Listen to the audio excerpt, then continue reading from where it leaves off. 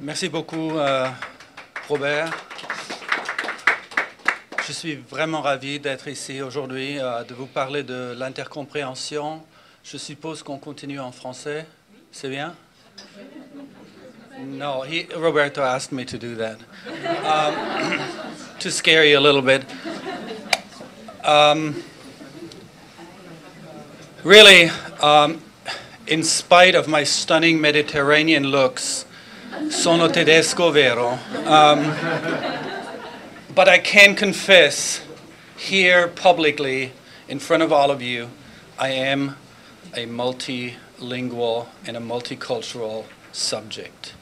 So it's out. I'm glad. Before, could you pass me? I would like just my notes. Yeah.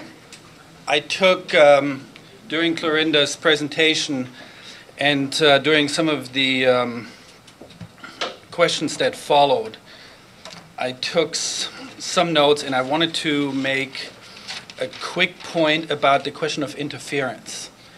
Not from a neuroscientific or psychological perspective, but more from a pedagogical perspective. You can be afraid of interference, or you can use it as a learning moment. And interference can be a great learning moment because it will create friction at one point or another in your language use. And if you use it correctly, students will get a lot out of interference because they will start to reflect why there is interference and where it's coming from and what they can do about it. I forgot to say that earlier. Being German, I was very pleased to hear this morning that I'm figuring among a very elite group of presenters who are messengers and advocates for the Italian language. If you want to ask me anything in Italian, I think I will understand, but I will not answer in Italian. I'm too slow for that. So, my presentation today really focuses on two aspects. The administrative aspect of this project and the pedagogical training aspect. And I have to say the experience of going out and interacting and learning about intercomprehension has really enlightened the work that I do as language coordinator in our program, because this is my first job at Cal State Long Beach. I started as language coordinator in 2001, and I just briefly calculated the number of observations, TA observations that I did, and I come in at about 600 right now over those years in class observations. And much of my experience and much of what I say today, and I will be in certain moments critical, very critical about the communicative approach, I still think it's not a bad approach, but I also think we are at a moment where we have to really think about it, whether it still promotes what we are trying to do. So I will say some things about the communicative language approach. I still believe in this approach to be a valid and useful approach in the classroom. But I have come a long way going through intercomprehension and building what I've learned here into my training of the TAs, which I still do aside from chairing the department. And I have really benefited a lot from this. So, where's my little clicker? To contextualize the current situation, most recently, and I think you all have witnessed this, we have come under a lot of pressure from college administrators. And I've learned now as a chair in my second year that there are two kinds of administrators. Good ones and bad ones. The good ones are either those who don't speak another language or have learned a language at one point and have continued practicing it. Those are the good administrators. The bad administrators are those who at one point in their academic career or otherwise have learned or started learning a language and had a bad experience with it. Those are the ones you have to fear, because they really go after you, because it is that bad experience that still lingers. They remember. So luckily I have good ones and bad ones to work with, and I think more good ones that are sympathetic. But nevertheless, the recent budget crisis has put a lot of pressure on us as administrators to protect language and literature programs. And some of the criticism that comes from administrators is in the area of efficiency. Are we still doing the right thing, teaching unit-based, time-based to our classes? Is that our way of measuring progress? Are we efficient, really, in what we do?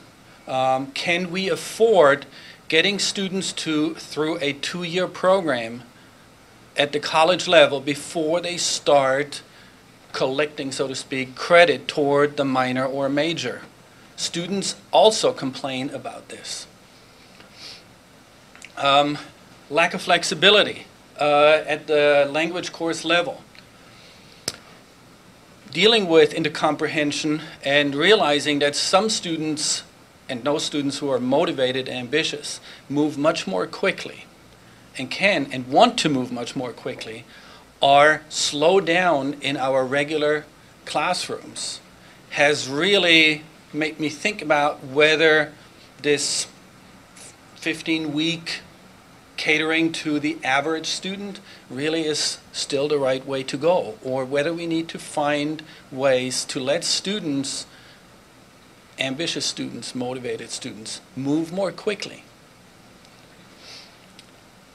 Time to degree falls into this entire context.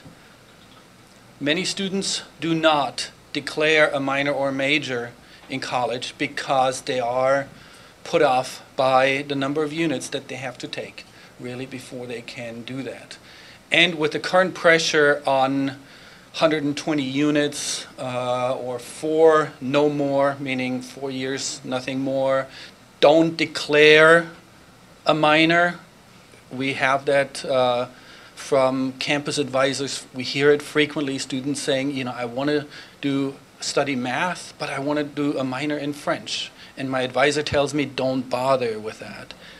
I put here, it's often called a distraction. So this is some of the pressure that is coming in this area. In the area of publishing, we are realizing the tremendous cost of textbooks that is putting students off. There's only little relief in the codes that students buy and the e-book. It's still very expensive. The publishers themselves realize the tremendous pressure they're under from products such as Rosetta Stone and Live Mocha. And I think there's a good reason why they have to be somewhat concerned about this, because these products offer cheaper way of language study. I mean, I'm not qualifying them here at this point. Live Mocha offers something that the students really want, and that's the interactivity that they don't really get in traditional textbooks. I think traditional textbooks, the content is very quickly outdated. And I will get back to this. Students have different tastes and interests, and textbooks really don't encourage that. There is a middle of the road, and what I just said about the average students that we cater to, textbooks cater to the middle. I have not seen many textbooks that are somewhat even marginally provocative in anything. I mean, it's middle of the road vocab, middle of the road thematics. Health system in France is really a big winner with my students. In the French textbook, we're switching to native digital content in textbook publishing, and I think what textbooks really do is they have this somewhat linear approach to it, where students get the impression when I'm done with this, I'm done with this, and they don't have to go back. There's a little bit of reviewing and recycling in some what I would call more progressive textbooks that focus on this aspect, but they review normally only structure, only syntax. So they start with preterite and imperfect, which they realize is a big problem for some students, so they recycle this. But I don't find much recycling or deeper understanding or fostering of deeper understanding of cultural topics. And I have to say, outdated content, I have to say that the treatment of culture in most textbook is really not very profound. Then there's the communicative approach. And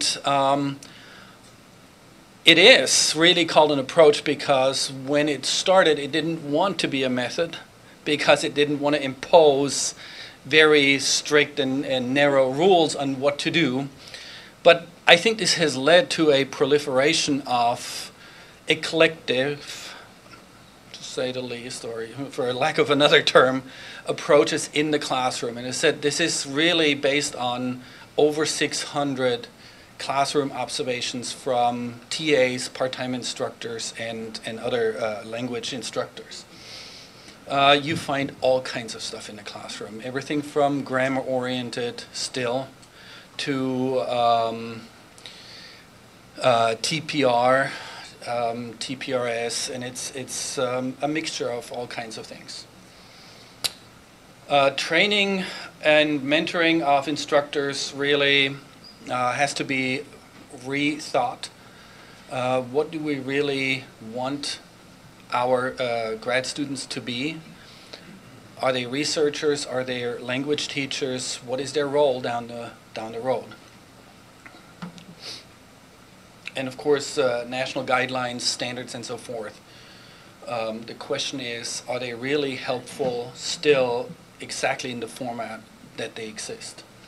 We also have new formats and methods of instruction, hybrid courses, online MOOCs and books, and of course the idea of the flipped classroom that I'm sure all of you heard about, which comes with increasing numbers of online or hybrid courses that are being offered. Standards, what are our criteria by which we measure students' progress? Is it units? Is it time? Is it competence? And I referred to this earlier. So this is literally the context in which I work as chair language coordinator, trying to implement a new program. And I think many of us or many of you can relate to this and how it affects you in your teaching. Here's a comparison of the traditional course sequence in our department and what we do for Italian for Spanish speakers. On the left side, on the left column, you see our regular Italian classes. 4 semesters, 4 units, so it's a 4-hour class, twice a week for 2 hours. That's a total of 16 units over 2 years. If you take into consideration that some students will have to repeat it or drop out and then come back, it adds a significant amount of time. Italian for Spanish speakers, this is what we currently have. Italian 100A, 100B, and then the entire second year is combined into one 6-unit course instead of 8 compared to the other. And what it does, it really opens up one semester of time for the students to contemplate at least the minor, if not a major. And it reduces a little bit the number of units that they have to pay for. Here would be a scenario that we might contemplate in the future where we have only a first year combined course, 2 semesters in one, 6 units. The same at the second year level. Students are done after 1 year, and then they have 2 semesters to work towards the minor and the major. And that, if you calculate that, A minor is about 18 units. That's 6 courses, 6 3-unit courses. It can be done, and then it becomes a possibility if students pursue other things also to do a double major. Here are numbers for Italian compared to 2007. We had 10 majors, 17 and 16 minors at that time in Italian.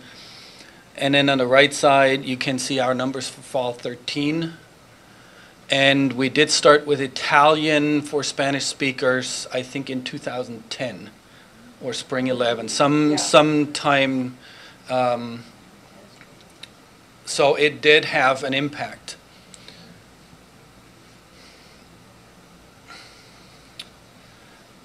This is what was yesterday.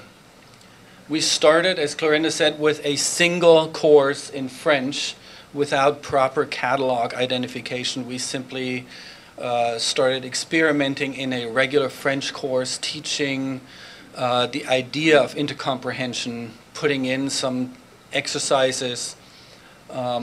We had to recruit the students by hand, literally going from one section to another, telling the students, wow, there's this French course. If you're a native speaker of Spanish, maybe you should take that.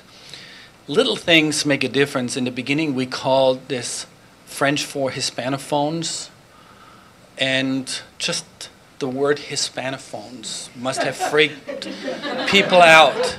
But it's weird, you know, that something like this will make a difference, and you don't necessarily think about it. And we called it French for Spanish speakers, and suddenly everything is fine. We did struggle with enrollment in the beginning. We did struggle much more than we, you know, as we learned, that struggle became, how would I say that?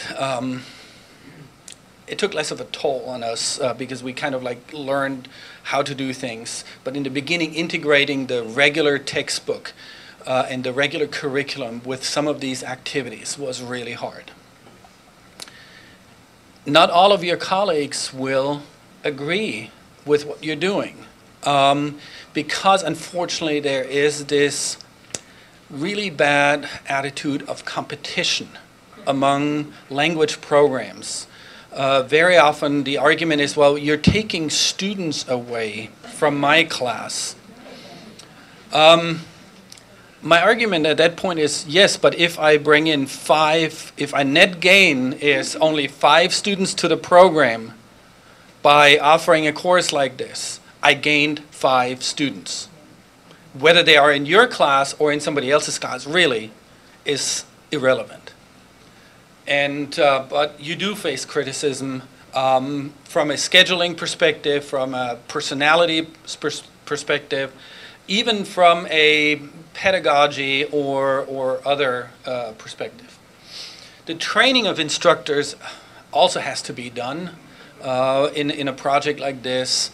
Luckily, we have in Long Beach many multilingual subjects who have Spanish background. I mean, this is what it's like to be in California. Chances are you have more people like this.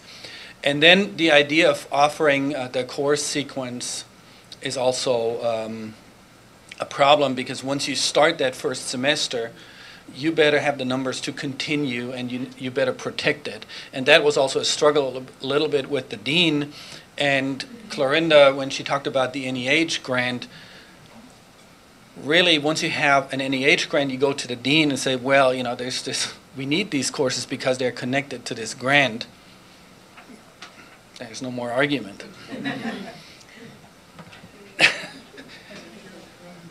All right, this is the situation today. We offer well-enrolled sections for first and second year in both French and Italian. At this point, we have 50 students in 2 sections of first year Italian for Spanish speakers. And we have, as Clorinda said, 28 students in the hybrid course. I'm also glad that Roberto had this those statistics up, and yes, 10 to 1 is a problem. Attrition in Italian in particular. We don't see it in German. We don't see it as much in French. Attrition is really a problem for us. And I remember like in 2002-03, when I started dealing as language coordinator with Italian, we were at the point where we had 8 or 9 sections of beginning Italian first semester courses, and we barely could fill a 4th semester class. Barely. 9 students we always had to fight. Out of 150, 180, we could barely fill that 4th semester. Today, we are graduating about 30 to 35 students out of the 2nd year, sometimes more. And we also realize that they go on our GATE course into the upper division languages. The 312 is filling much better than in the past. The pressure by the dean to become more flexible at the language level, lower division sequence, has really pressured us to think about hybrid courses. And the observations in the Italian, French for Spanish speaker courses was such that we thought, yes, they can do it. In fact, the more I'm teaching or observing also those hybrid courses, the more I'm convinced that more intense language study is better than less intense but spread out over 4 semesters. I hoped at one point to have some data, but this will take some time to really mine this, to see how hybrid, these intensive 6-unit course students, how they compare to the regular sections. Because you always have to understand that winter and summer breaks take away from your students' language competence. It's a problem.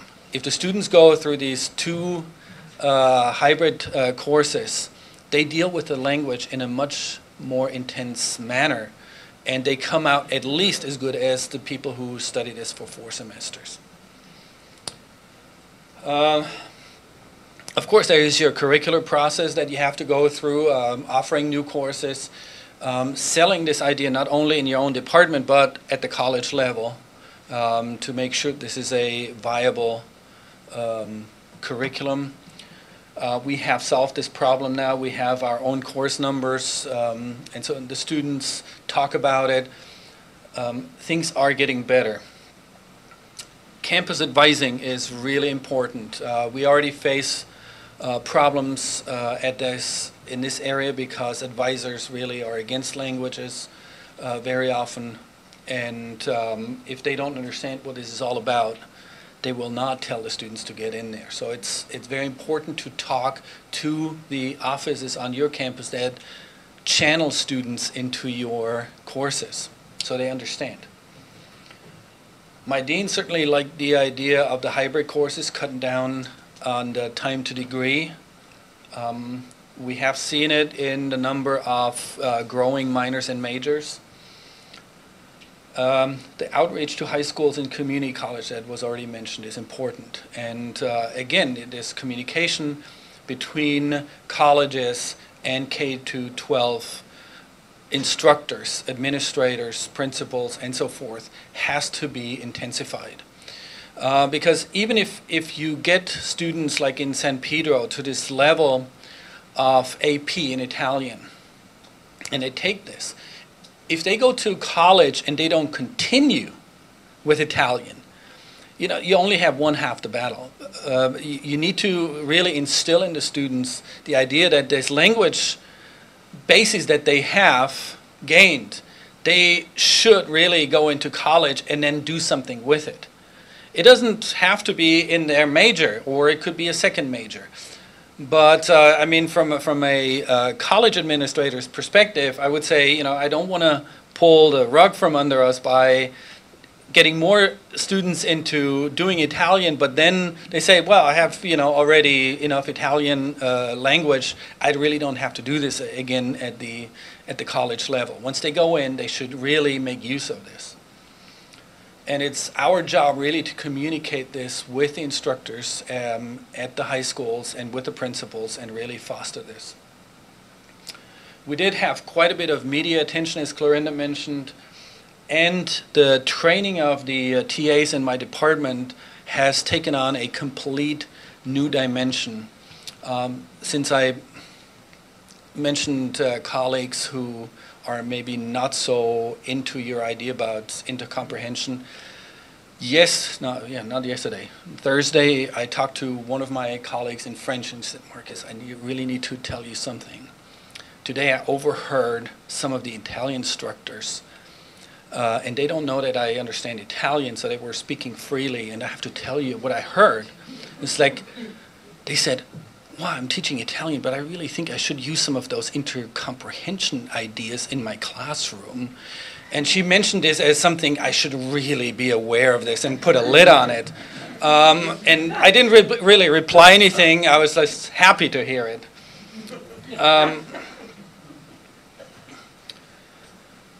The benefits that we have observed in the French and Italian for Spanish speaker courses are numerous. First of all, because there's only one section or two, the students travel in a cohort. So there's a sense of community that develops from the first semester. And we had a visit from the French cultural attaché to our 200 French for Spanish speaker course. And he was, literally flabbergasted by the atmosphere in the classroom. As we walked in, the students were already there. It was a group of 16. Class had not yet started, but the students were already talking to each other. And this was very, very early in the semester. You don't normally have that in the beginning of the semester, language classrooms where students don't know each other. Maybe they know 2, 3 people in that class from a previous one, but from so many multiple sections, they kind of come from all kinds of backgrounds. In this sequence, the students really travel together. They know each other, they study together, and they communicate in the target language or sometimes in Spanish or whatever they have available. Spanish as language and culture, or Hispanic culture, is validated in these courses. Tremendously important. When students were interviewed by Univision, it came back as a recurring trait in these courses. The fact that their cultural background was validated, their language. In Southern California, and probably elsewhere in the United States, most likely, Spanish is often associated with negative or has negative connotation. It's the language of immigrants, busboys, waiters, illegal immigrants, and so forth. And Spanish speakers often try to hide it, especially in academic environments. They're not asked to use that. And in this courses, it really is validated, and it has a big psychological impact. There's a aspect of success in the sense that those college students, many of whom are first-generation college students, experience this success, and suddenly they say proudly that they speak 3 languages, which already puts them in a completely different category of students. I have witnessed a increase in interaction among the TAs in the department.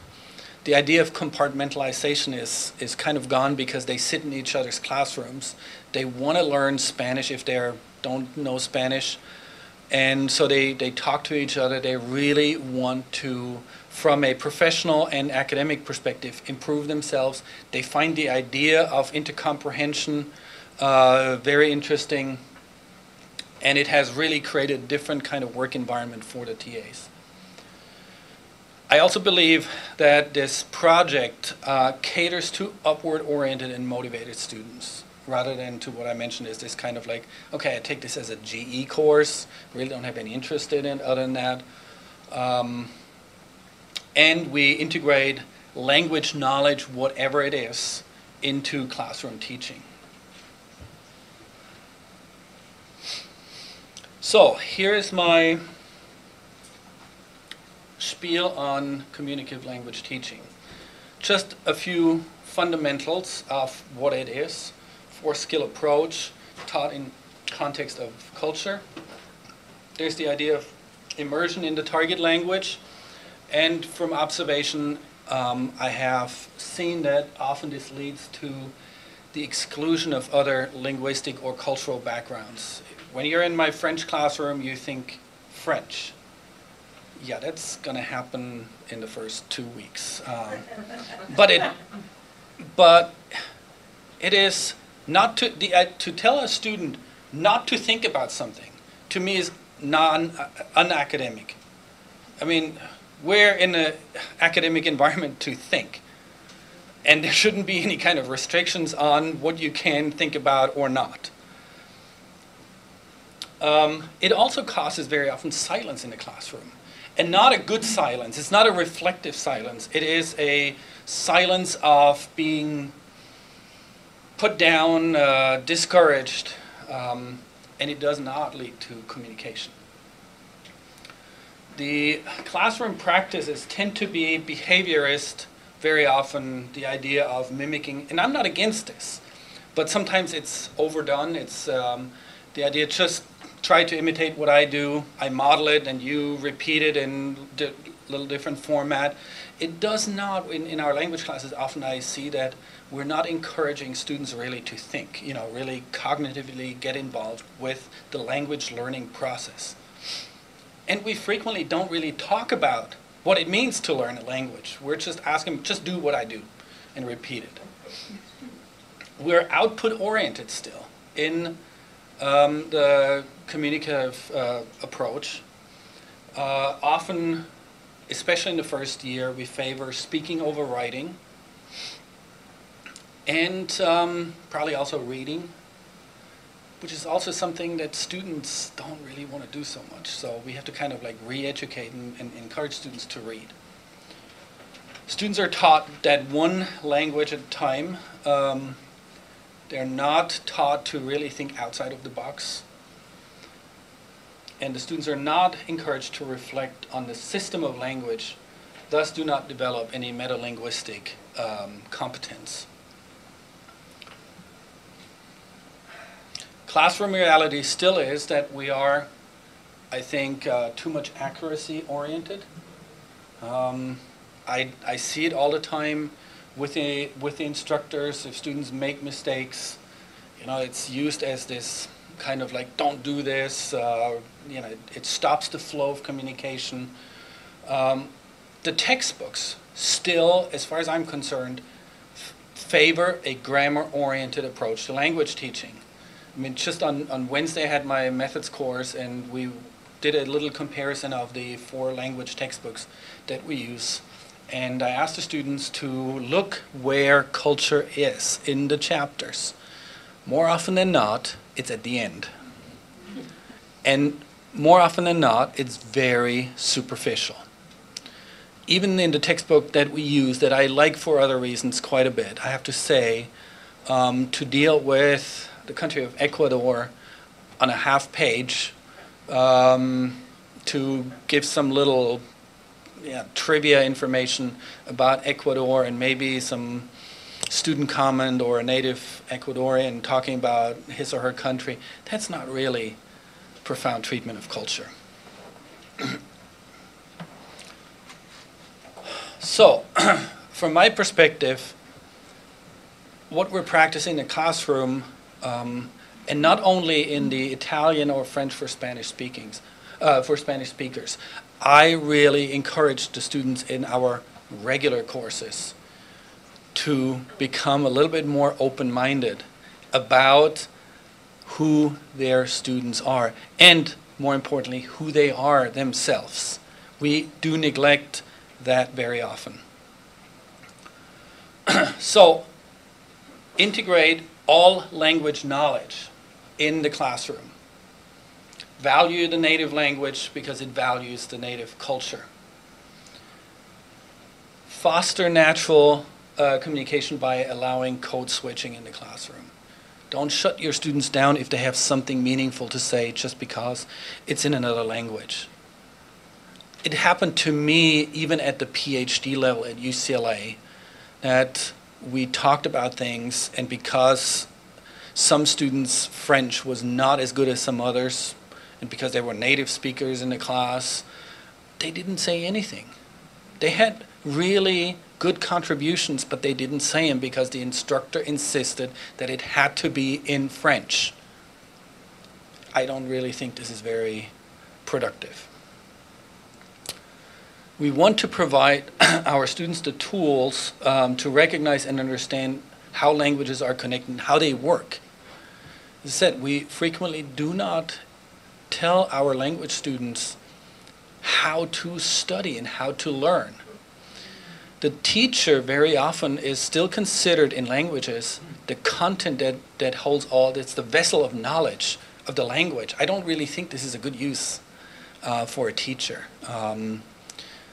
I think the language instructor should be more a facilitator and somebody who really helps the students to learn, provide them with the activities. The language is out there. Probably, you know, in a more complete, or certainly in a more complete form than any individual language instructor can really present it. It's there.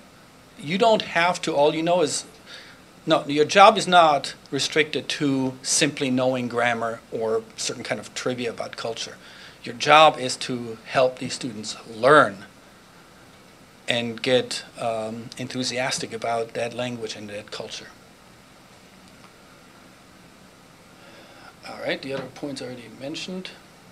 I want to give you a quote from Claire Crumpsh's the book, The Multilingual Subject. It says, "The monolingual discourse in the textbook presented as ahistorical truth and embedded in the vocabulary and the grammar selected for instruction clashes with the multilingual habitus of the students in the class." And I would like to add, not only it clashes with the multilingual habitus of the students in the class, it clashes with the multilingual habitus of the instructor. To use one example, again, I go to Spanish for this. Obviously, we have instructors, TAs, coming from a variety of Spanish-speaking countries. And when they're asked, really forced, into teaching a particular vocabulary and a particular culture that is not necessarily theirs, they are not as enthusiastic about that subject. We have to give them the possibility to integrate, to really be invested in the materials that they teach and really fully back them up. Why does a Colombian native have to simply present Mexican or Spanish or whatever culture simply because it's in the textbook? You don't have the same investment in it.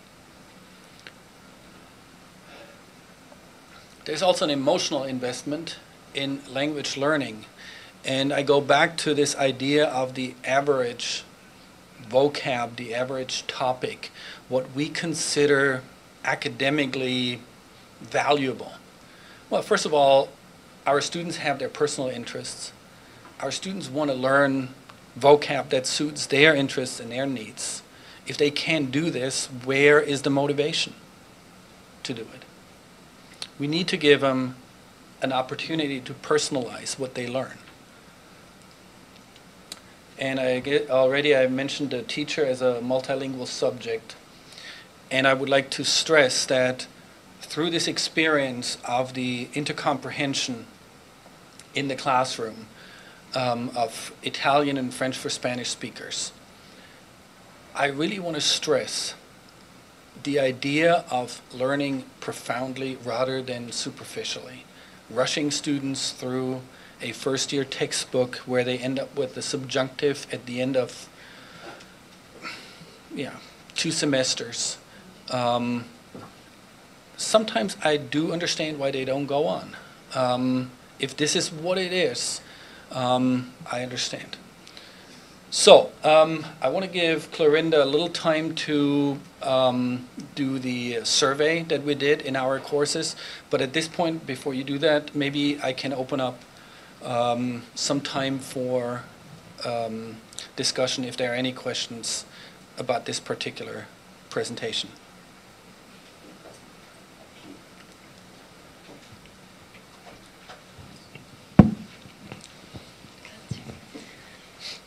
Antonietta D'Amelio from Brewer College here in New York. I just wanted to comment on your comment on Rosetta Stone. Last summer, our Chief Information Officer offered our department the use of Rosetta Stone free for our students. And I have been using it, offering it to my students for about a year now. And this is what has emerged out of this experiment. Many of my students have complained that it takes too long to go through Rosetta Stone within the course structure. And oftentimes, in fact, the major complaint is that it doesn't coincide with what's going on in class, so students are actually not practicing. And they expect to, by the way, they expect to practice what we're doing in class. So it has turned out to be a humongous failure, this experiment with Rosetta Stone. A fiscal failure and, a failure in terms of really incorporating or using this as a tool. So as a result, this semester we're using it simply as an option. So I personally don't think that Rosetta Stone, and although I've tried very hard to incorporate it within my syllabus or within the structure of my class, it is extremely difficult to make this rigid program work in the college setting. Thank you. I've been offered or been approached by representatives from Rosetta Stone as language coordinator and chair to use it with a promise of tremendous cost saving to the students. After I looked at some of the samples that they gave me and let me do, and I tried them in Italian, French, Spanish, and German, I found certain appealing aspects to this, but pedagogically, I think they're not sound. And what they're, at this point at least, completely void of is cultural. Any contextualized language study, it's sentences, in almost like audiolingual type method, repeating and simply putting something in. I found really the lack of culture and contextualization of the language learning the most disturbing aspect for me.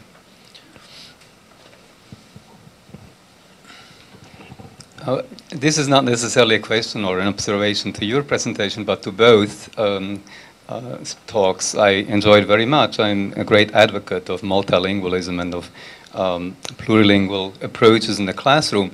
Also, I think this method will also produce more multilingual teachers, obviously. I think we need them in order to enhance, in order to further this project.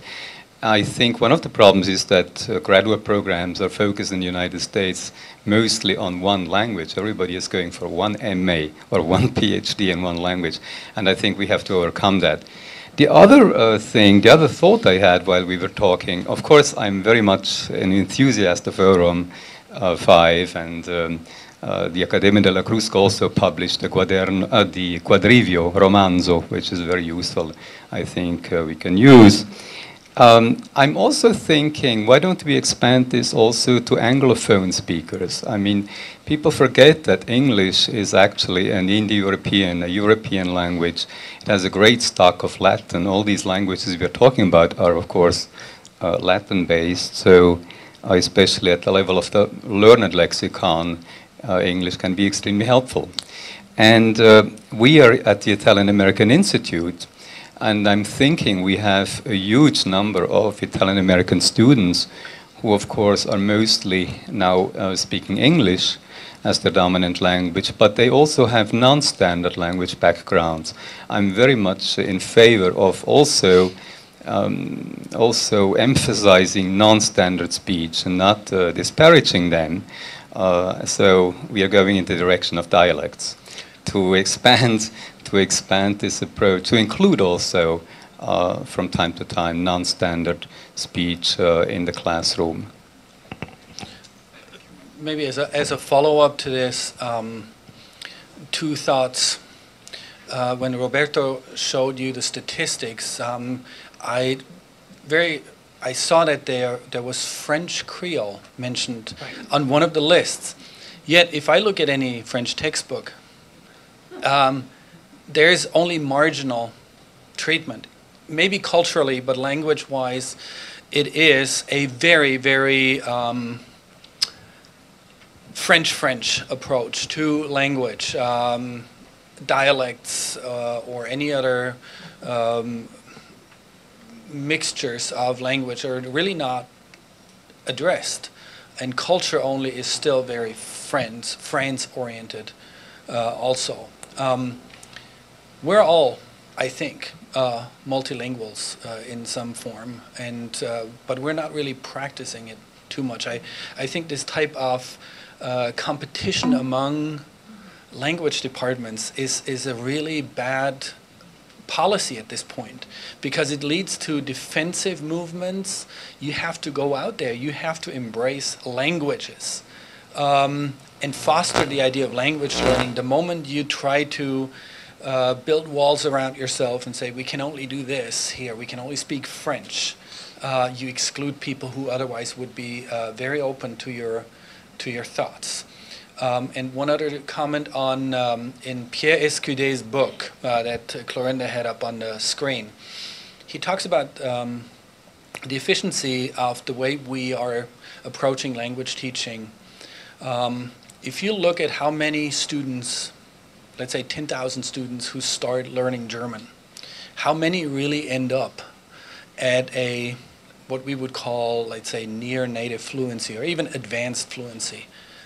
I don't really have any particular statistics, but the number is very, very low, who really reach that level after 5, 6, 7 years of undergraduate, graduate studies, all the way into the PhD. That's not very efficient.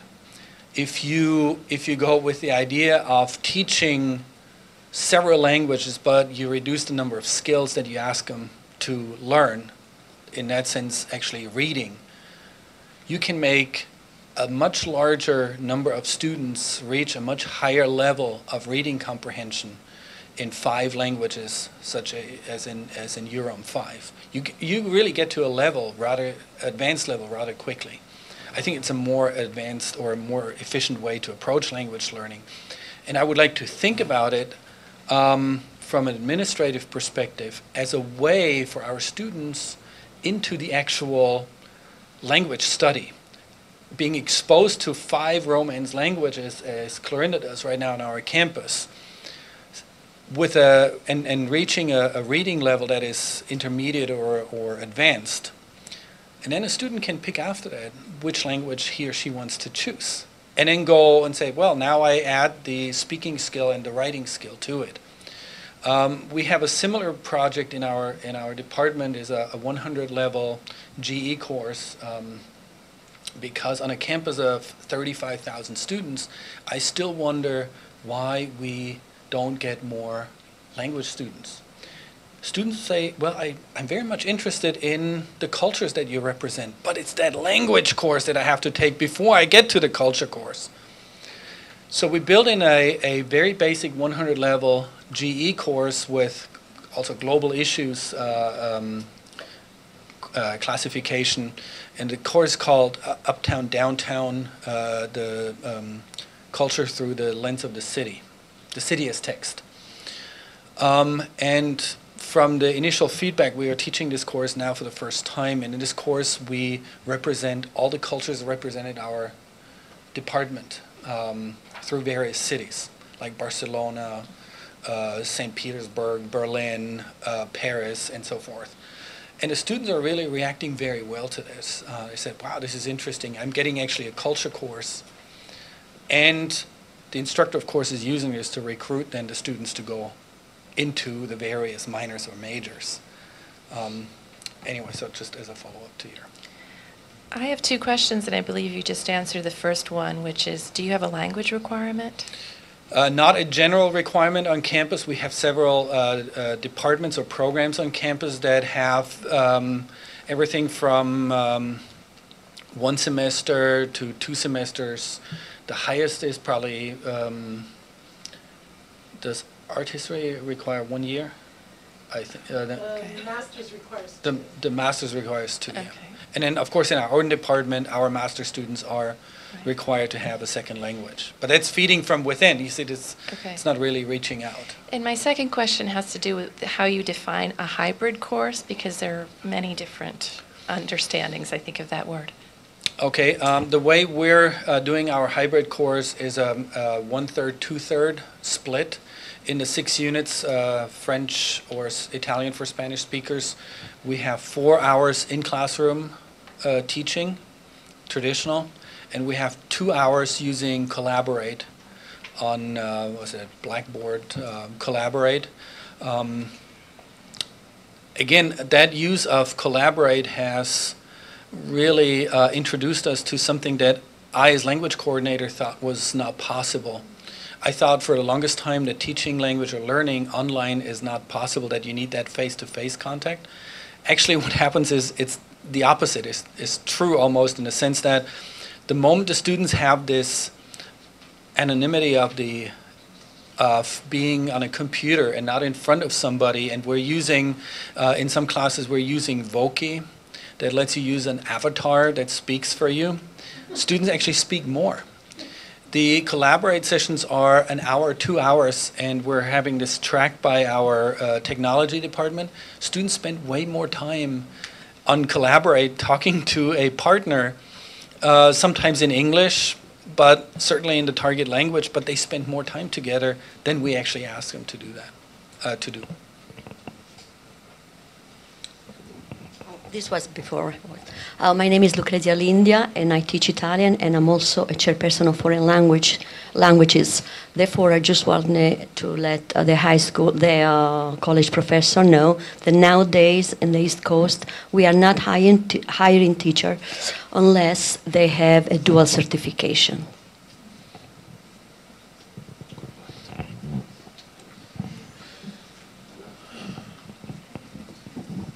Hi, I'm also a high school teacher, and I just want to ask you, within our high school, to get a new course in, you have to go through many routes to get there.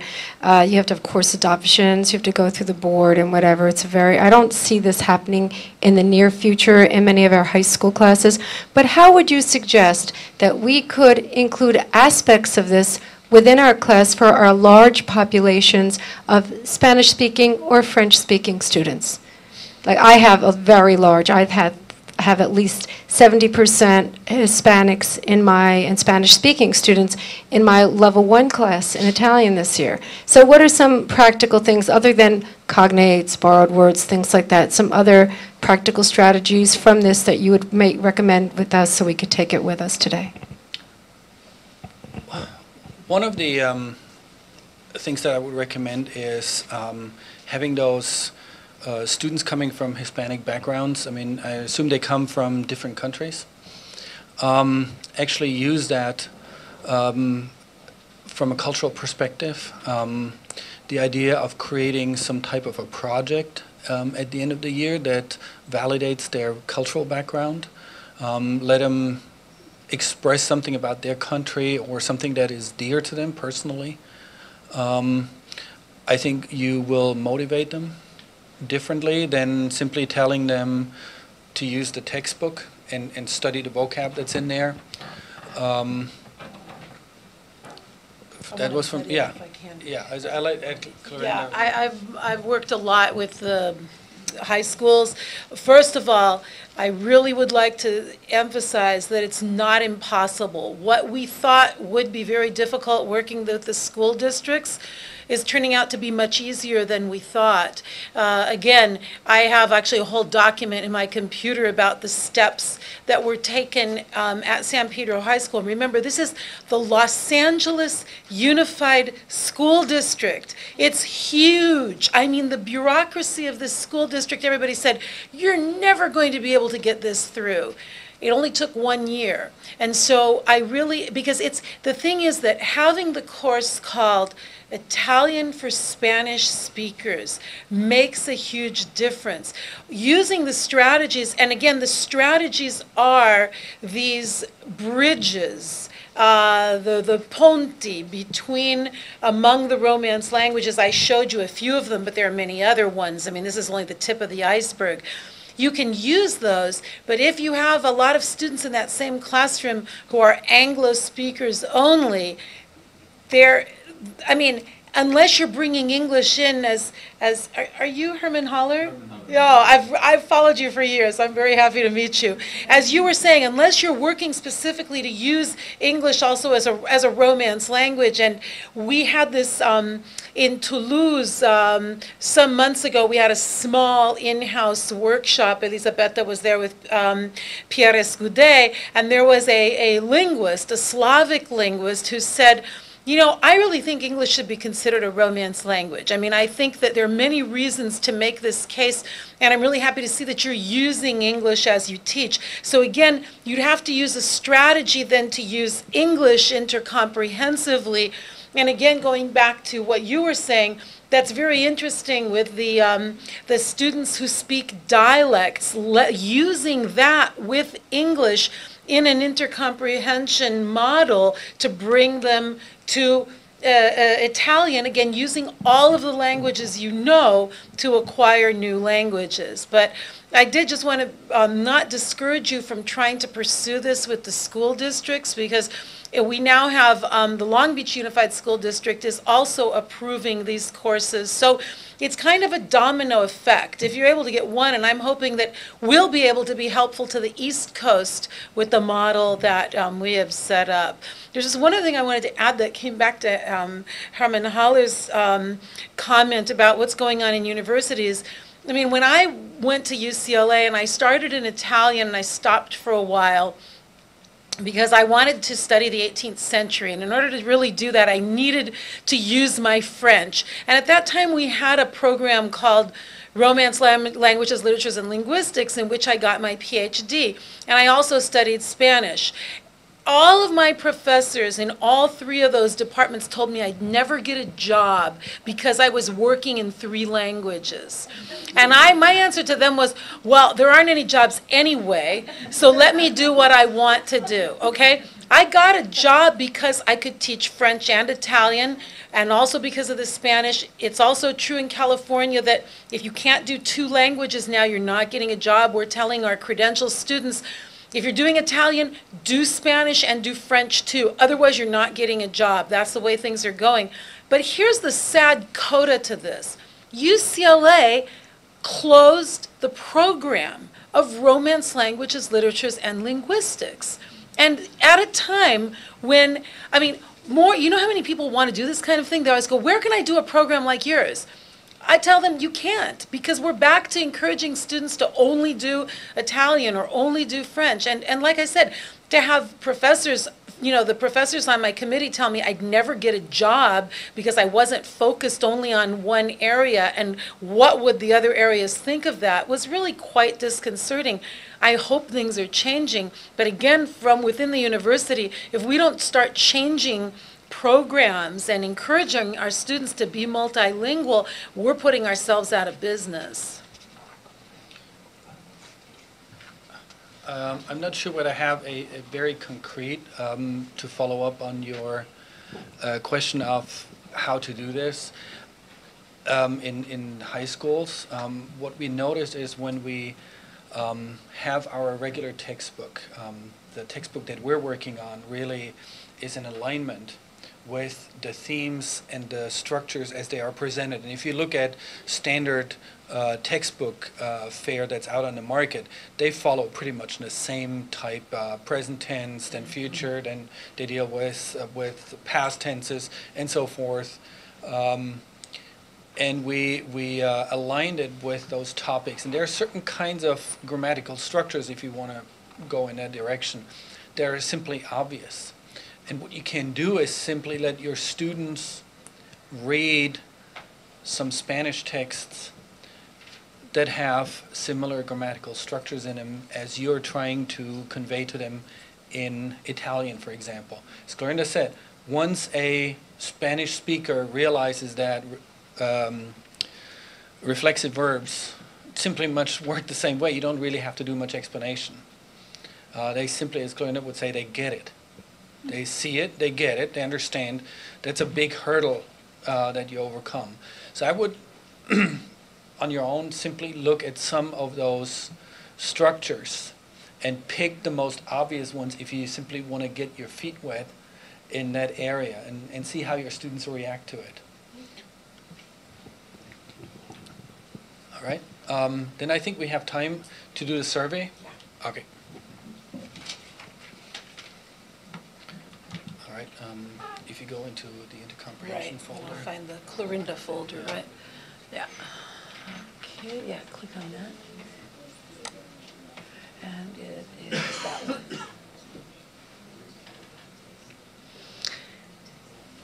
So this survey was actually created and run by 3 of our instructors, Violetta Pasquarelli Gascon, who teaches Italian for Spanish speakers, specialized in the hybrid course at the 2nd year level.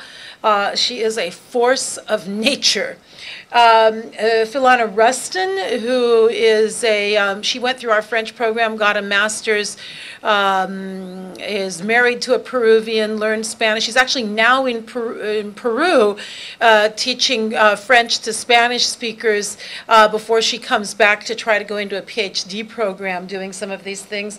And Cedric Oliva, our Corsican, who teaches both French and Italian for Spanish speakers. So they put together this this survey, and they all very much like to think of this as intercommunication, since we are communicating with the students in class. So the survey was given to all of the Hispanophone classes at the end of the 2012 fall semester. We actually gave it again in spring 2013. We haven't compiled all of that data yet. We gave this survey to 6 classes. As you can see, these were the things we wanted to find out: the linguistic backgrounds of the Hispanophone students, their motivation level for taking a particular class, and what they particularly enjoyed or felt needed to be changed in the 200 level hybrid classes. So the survey, if they were in the 200 class, they went on with the survey. The other ones stopped at a certain point, but we have that data all here. So these are somewhat color-coded, as you can see.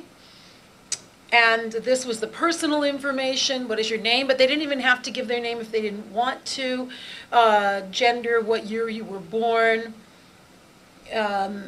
Asking them about birth to present, how long they lived in an English-speaking country, if they lived outside, where and what languages did they speak, the language that used by your father or your mother, what language does your mother know most and use, what other languages do you use and know the most, English, Spanish, other. So by discovering these things about students, we're able to also understand how long they were exposed to English and ascertain other languages they may have acquired at home. So in this piece, which of the following statements apply to you? Spanish is my first native language. This was 47.3% of the students. Spanish is my second native language, 20.9%. Spanish is my home or heritage language, 47.3%, the same people who answered it's my first native language. I understand Spanish as a native, but do not use it that much, 12.1. I do advanced studies in Spanish, 33%. Many of the students are Spanish majors, and they come and then they decide to double major or minor. I learned Spanish in school, and I'm fluent, 29.27%. So these are our L2 learners who are taking these classes. I learned Spanish in school, and I have limited competencies, 8.8, but they're still comfortable enough to be in the class. I have very limited competencies in Spanish, 2.2. Those are the ones who stick it out, but they're not quite in there. But it's a low percentage. I'm currently in the process of learning Spanish, 1.1%. Some of them are doing the two languages simultaneously. I don't speak Spanish, 0%. So there's nobody in there who knows no Spanish because they would be possibly a bit lost. So here are some other things, comments they said. I use Spanish at work. I'm a translator. I work primarily in a Spanish-speaking neighborhood, a very typical situation in many parts of the greater Los Angeles area. There are absolute language barriers where, you can go 5 kilometers. It's always amazing to me that most of the people who live in my neighborhood don't realize that 5 kilometers away, the whole community is Spanish speaking, but it's almost like people have blinders on. I was primarily raised by a nanny who spoke Spanish, so I spoke it more than English as a child. There are a lot of kids like this in Los Angeles and at the university, including my own children, actually. Spanish became a language of our house because of the nanny situation. So different levels of usages, not all heritage, many are. Some L2, 1/3 have an advanced education in Spanish. Those students, and those are a lot of the ones who are now in the intercomprehension class, they're really interested in learning a lot of languages.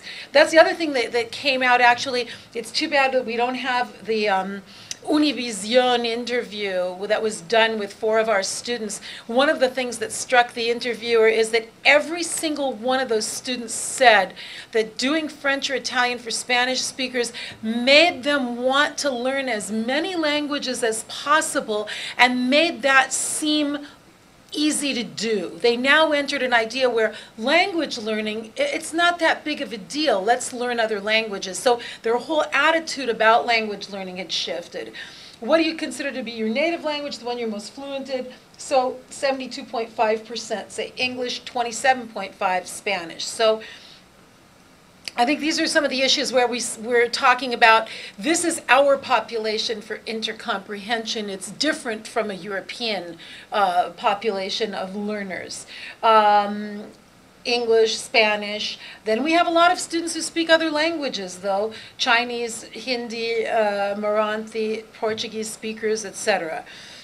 So most students, this is true, many of the students will speak more readily in English. However, what I'm noticing in the intercomprehension class is that by speaking in Spanish myself with them, some of those students who maybe would have spoken English, they're speaking Spanish more. It's interesting. I mean, there are some, I guess the teacher depends on, there's a kind of lead issue, but this issue is almost interesting. But, of course, Spanish is a valuable academic asset. So, if you believe to have a native-like fluency in multiple, grade your competencies. 83.8% full competency in English, not 100% though. Some students are stronger in Spanish and state they have a full competency there. Some feel that they're perfectly bilingual, and so collaboration across language levels. They have different levels of Spanish to begin with, but by working in a communicative environment, their Spanish is also improving. They often help each other also. You notice that they'll speak, little corners of the room will start speaking to each other in Spanish. I mean, one of the most interesting things that I observed once in one of Violeta's classes, she was giving a Spanish speakers class, and she was using Baroque architecture, and so she was speaking in Italian, il Barocco. And so then I heard one of the Spanish speakers say to another, and ¿qué es el Barroco? And so the student answered and said, it's the Baroque. And she goes, sí, pero ¿qué es el Baroque? So this was this really interesting moment where, and so Violeta overheard her, and then she said, Oh, and she gave her a definition. She gave it first in Italian, she gave it second in Spanish, and she gave it third in English. So this was this incredibly dense moment of learning, of, you know, an artistic type and descriptive and movement in 3 languages and learning what it was. And these kinds of things happen all the time in these classes, which is, it's fascinating. So here we have this in a pie chart. When they talk about the other languages, obviously it's French or Italian because they're in those classes, but look at all of the other languages. We have lots of Khmer speakers. Long Beach is the center for Khmer, and of course we have lots of Vietnamese, Tagalog, Korean, lots of Asian students. I was talking to somebody, a lot of Korean students love Italian. We have a lot of them in our classes too. And a lot of them have studied Spanish in high school. So that's so interesting. We get them, they're Korean native speakers. They had 4 years of Spanish in high school, and now they're in the Spanish speakers class. Explain for each language where and how you knew it. And then you get these very interesting testimonials about their own percorso linguistico, which is so much a part of the intercomprehension experience for them to understand who they are as language learners. And this is also interesting. Far more fluent because it was used as a primary language. Since middle school, I'm losing it. This is there's very interesting, Sylvia Montoul from Champaign-Urbana has done really interesting work on Spanish speakers and how the points at which they lose their language. And again, we see how the intercomprehension is often helping students bring back their Spanish, but they're very aware of the ups and downs of their own abilities in Spanish. That really came out in this survey. English born in America, Spanish mother, families from Spain, learned it in youth, Italian started learning in college. English home and school, Spanish home and studied at school, at college, French high school, and some college. Spanish I learned at home, English I learned in school since I was around 3, French I've studied 2 years in high school and 5 semesters in university, Italian I've studied for 2 years in the university. We often find that these are the 3, you'll find this, we don't have Portuguese in our university, so we might have, that's why you're not seeing any talk of Portuguese here too much. But these 3 languages come up over and over again, French, Italian, and Spanish. So, which language class are you in? The Italian 100A, we have the highest number of students in that. And here we're asking them what role Spanish played for them in the class. 51.9% said it was essential, and 40.3% said it was important. Somewhat important, 7.8, but nobody said not necessary. So this is very interesting to us because it really shows that these Spanish speakers find incredible validation in taking a class made for Spanish speakers. This is just kind of a written up summary of what we just said, but they appreciate the correlations gleaned from showing them the parallel structures of like languages. Very effective methodology for this group of students.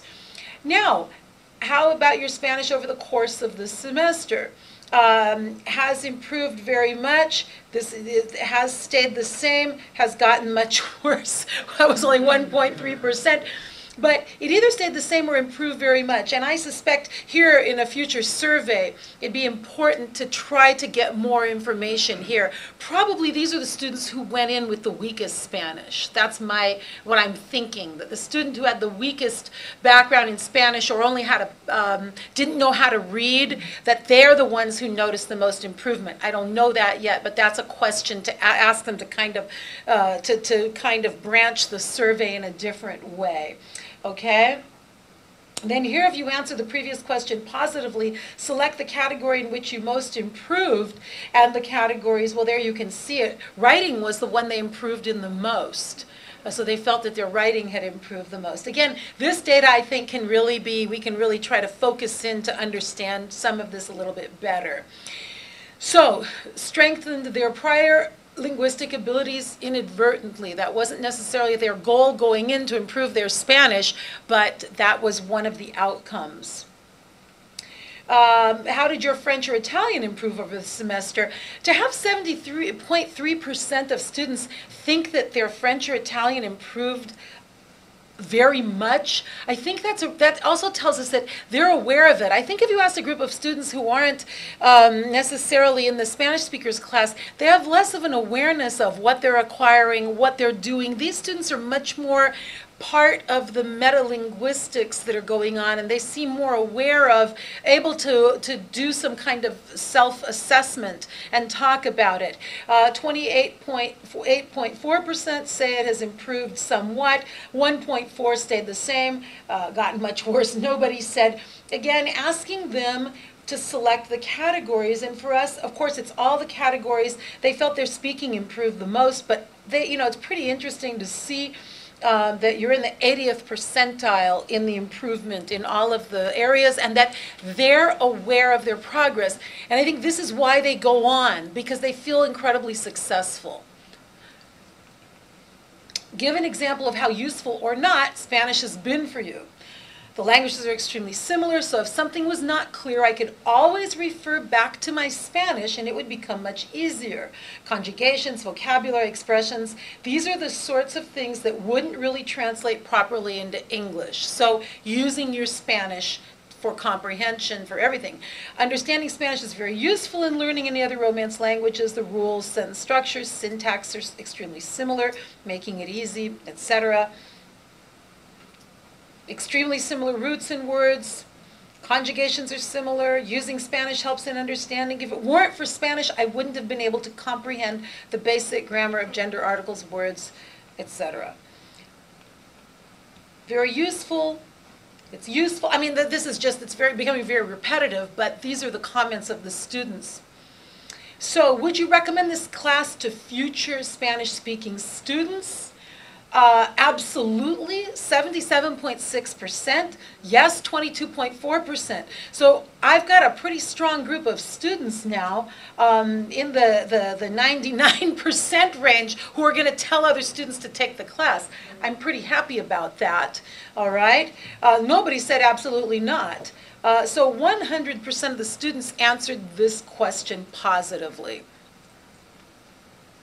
Now we're going into the hybrid part. So the people who were just in the 100 stopped here, and this is the class that Markus was talking about, the 6-unit class, 200 French and Italian for Spanish speakers. Here's the brief description, and Markus has described that. Using Collaborate. Have any of you ever used Collaborate before? Yeah, it's on Blackboard. I used it this summer in my online class. I met the students 1 hour a week online. They worked with each other in pairs.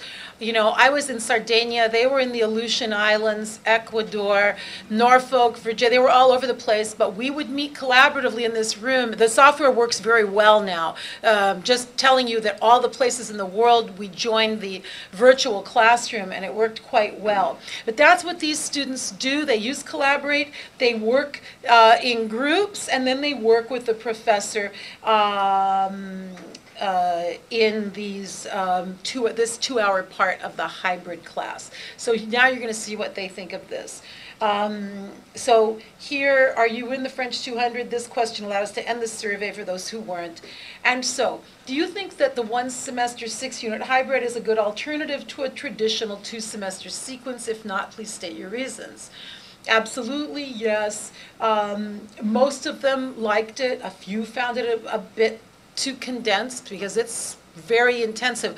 One of the things we find about the students is a student who commits to doing this class, they have to really throw themselves into it. The way we find they throw themselves into taking physics or chemistry, right? I mean, how many of you have had the student go, oh, I missed your class today because I had to study for my physics final? What do you mean you missed my class? You know, so, but this now seems to have a level of importance, a greater level of importance somehow, and they're willing to make this commitment. As Markus was saying, this the students in this class they're really good. They have to study really hard because otherwise they're not going to make it. But they're very motivated to do so. Did you enjoy the 6-unit hybrid format? Absolutely and yes.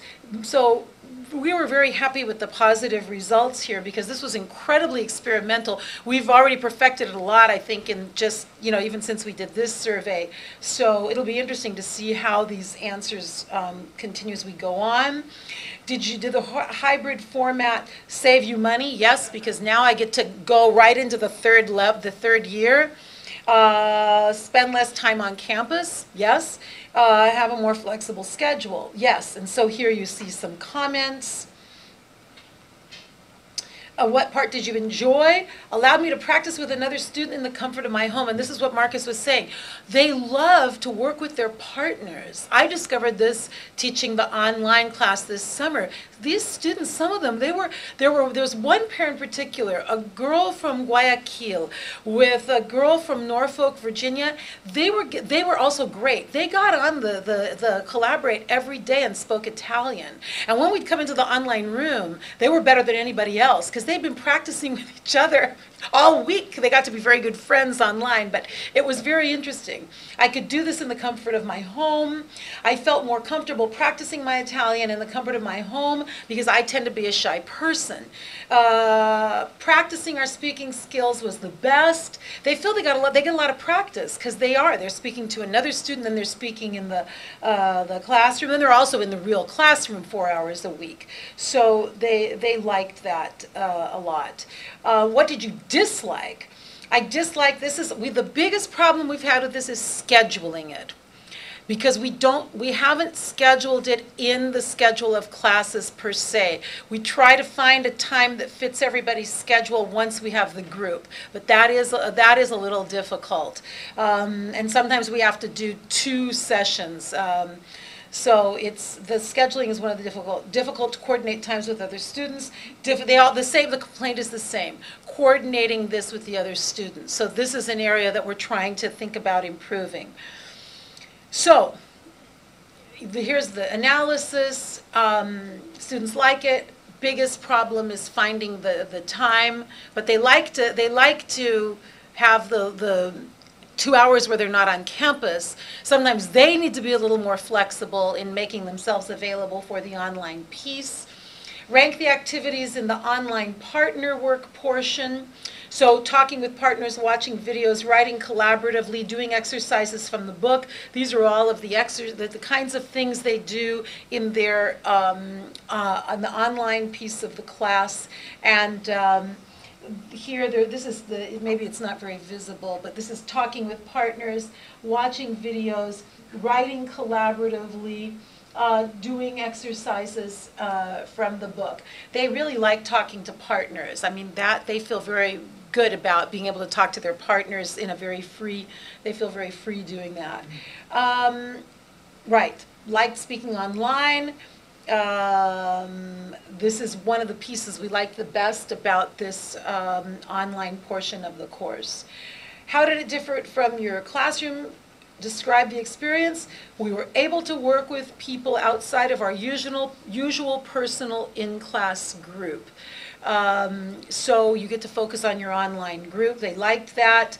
The dynamics online were very different from the classroom dynamic. So they're experiencing being speakers of a language in different situations that you wouldn't be able to do in only the traditional classroom. And you socialize with people you wouldn't normally talk to, because you have to if you get paired with them for the online work. More speaking was done for those who are shy. It's especially helpful for students who are shy. This was one of the things they brought up over and over, that the shy students really spoke. But felt nerve-wracking with only a limited amount of students in the online space. When you have the group all together, that can be a kind of crowded virtual classroom. So the summary here again is pretty much what I've just said, but overall a positive experience. Here's the motivation factor. You want me to finish? Okay, let me just go here. Quickly, motivation. If you look at this, extremely motivated. The motivation factor is higher. Why? You can imagine, you can look at this on YouTube and read through these yourself, but I'm studying abroad next semester, all the different reasons. They like the 6 units. I want to brag about knowing 3 languages. This is a motivated group. Are you continuing to study? Absolutely, yes. Here's where we get our people continuing. Maybe, but this is good. So most comfortable reading, not surprising from the intercomprehension things that we've been learning. Reading and listening, the passive skills, because of the intercomprehension aspect, are much better. So, catalyst for shift in language status. And that's about it. Here they're talking about how much they loved their professors. We are blessed with a great staff of people. My professor was absolutely amazing. That's what we hear all the time. Okay.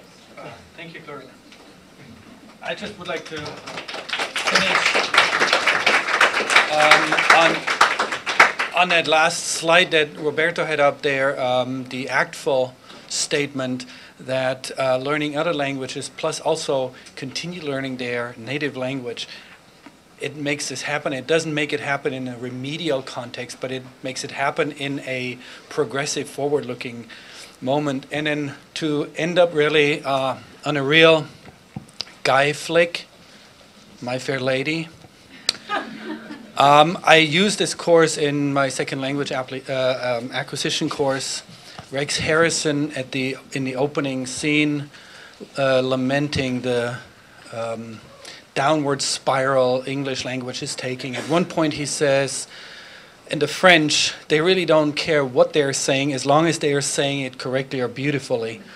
And at that moment when I saw this, I was reminded of a lecture that I heard once from a French professor, and I talked to another French professor about it. And he said, well, I really didn't pay that much attention to what he had to say because I was really appalled at the level of French. If we continue thinking like this, we're not really communicating. If accuracy and what you have to say is really measured by how you say it, of course we enjoy good speakers. But if that is your attitude towards, we're really killing languages and literature studies, and we have to reverse that trend. Thank you very much.